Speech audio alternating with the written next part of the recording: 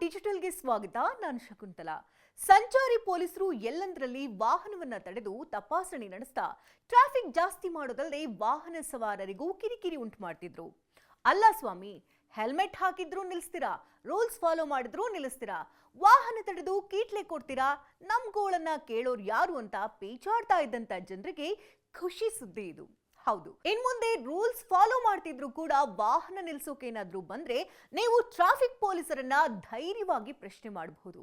ಹೌದು, ಮಂಡ್ಯದ ಪುಟ್ಟಕಂದಮ್ಮ ಸಂಚಾರಿ ಪೊಲೀಸರ ಅಮಾನವೀಯ ವರ್ತನೆಯಿಂದ ಬಲಿಯಾದ ಬೆನ್ನಲ್ಲೇ ಪೊಲೀಸ್ ಮಹಾನಿರ್ದೇಶಕರಾದ ಡಾಕ್ಟರ್ ಎಂಎ ಸಲೀಂ ಎಚ್ಚೆತ್ತುಕೊಂಡು ಇನ್ಮುಂದೆ ಸಂಚಾರಿ ಪೊಲೀಸರು ದಿಢೀರನೆ ವಾಹನಗಳನ್ನ ತಡೆಯುವಂತಿಲ್ಲ ಅಂತ ಆದೇಶವನ್ನ ಹೊರಡಿಸಿದ್ದಾರೆ. ವಾಹನಗಳಿಗೆ ಸಂಬಂಧಪಟ್ಟಂತ ದಾಖಲೆ ಪರಿಶೀಲಿಸಬೇಕಂದ್ರೆ ಅದಕ್ಕೆ ನಿರ್ದಿಷ್ಟ ಕಾರಣಗಳಿರಬೇಕು ಅಂತ ಹೇಳಿದ್ದಾರೆ. ವಿನಾಕಾರಣವಾಗಿ ವಾಹನಗಳನ್ನ ತಡೆಯುವಂತಿಲ್ಲ. ಅನುಮಾನ ಬಂದ್ರೆ ಅಥವಾ ಯದ್ವಾ ತದ್ವಾ ವಾಹನವನ್ನ ಚಲಿಸ್ತಾ ಇದ್ರೆ, ಹೆಲ್ಮೆಟ್ ಧರಿಸದೇ ಇದ್ರೆ, ಇಬ್ಬರಿಗಿಂತ ಹೆಚ್ಚು ಜನ ಟೂ ವೀಲರ್ನಲ್ಲಿ ಪಯಣ ಬೆಳೆಸ್ತಿದ್ರೆ, ನಂಬರ್ ಪ್ಲೇಟ್ ಇಲ್ದಿದ್ರೆ ಅಥವಾ ಡ್ಯಾಮೇಜ್ ಆಗಿರುವಂತಹ ನಂಬರ್ ಪ್ಲೇಟ್ ಇದ್ದಲ್ಲಿ ವಾಹನಗಳನ್ನ ತಡೆದು ತಪಾಸಣೆಯನ್ನು ನಡೆಸಬೇಕು ಅಂತ ಹೇಳಿದ್ದಾರೆ. ಇನ್ನು ಹೆದ್ದಾರಿಗಳಲ್ಲಿ ಜಿಗ್ಜಾಗ್ ಮಾದರಿಯಲ್ಲಿ ಬ್ಯಾರಿಕೇಡ್ಗಳನ್ನ ಹಾಕಿ ವಾಹನಗಳನ್ನ ತಪಾಸಣೆ ನಡೆಸಬಾರದು ಅಂತ ಖಡಕ್ ಎಚ್ಚರಿಕೆ ಕೂಡ ಕೊಟ್ಟಿದ್ದಾರೆ.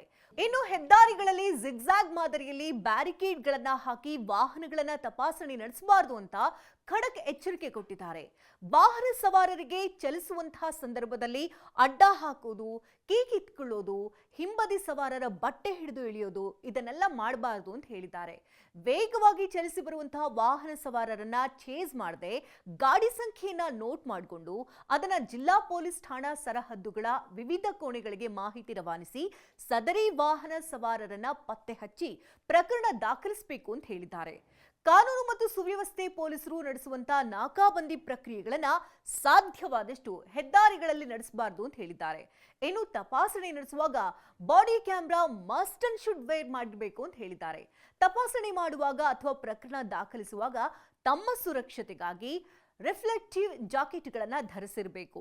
ಸಂಜೆ ವೇಳೆ ಕಡ್ಡಾಯವಾಗಿ ಎಲ್ಇಡಿ ಬಟನ್ಗಳನ್ನ ಉಪಯೋಗಿಸಬೇಕು ಅಂತ ಹೇಳಿದ್ದಾರೆ. ಏನು ಟ್ರಾಫಿಕ್ ಮ್ಯಾನೇಜ್ಮೆಂಟ್ ಸೆಂಟರ್ ಅಥವಾ ಇಂಟೆಲಿಜೆನ್ಸ್ ಟ್ರಾಫಿಕ್ ಮ್ಯಾನೇಜ್ಮೆಂಟ್ ಸಿಸ್ಟಮ್ ಇರುವಂತಹ ಘಟಕಗಳಲ್ಲಿ ಆದಷ್ಟು ಸಂಪರ್ಕ ರಹಿತ ಕೇಸನ್ನ ದಾಖಲಿಸುವುದಕ್ಕೆ ಹೇಳಿದ್ದಾರೆ.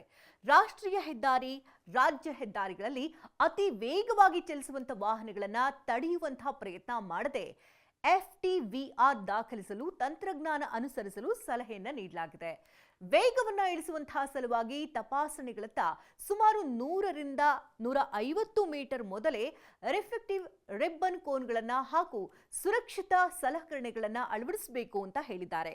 ಕಾಲಕಾಲಕ್ಕೆ ಸಾರ್ವಜನಿಕರಿಗೆ ರಸ್ತೆ ಸುರಕ್ಷತೆಯ ಅರಿವು ಮೂಡಿಸುವಂತಹ ಕಾರ್ಯಕ್ರಮಗಳನ್ನ ಮಾಡಬೇಕು ಅಂತ ಸೂಚನೆಯನ್ನ ಕೊಡಲಾಗಿದೆ. ಒಟ್ಟಾರೆಯಾಗಿ ಹೊಸ ಟ್ರಾಫಿಕ್ ನಿಯಮದಿಂದ ಜನರು ಕೊಂಚ ನಿಟ್ಟುಸಿರನ್ನ ಬಿಡ್ತಿದ್ದಾರೆ. ಇನ್ನಾದ್ರೂ ಈ ರೂಲ್ಸ್ ಶಿಸ್ತಾಗಿ ಪಾಲನೆ ಆಗ್ಲಿ, ಜೊತೆಗೆ ಜನರು ಕೂಡ ತಮ್ಮ ಜವಾಬ್ದಾರಿಯನ್ನ ಮರೆಯದೆ ಜಾಗೃತರಾಗಿದ್ದು ರಸ್ತೆ ಸುರಕ್ಷತೆಯನ್ನ ಕಾಪಾಡಲಿ ಅನ್ನೋದೇ ನಮ್ಮ ಆಶಯ.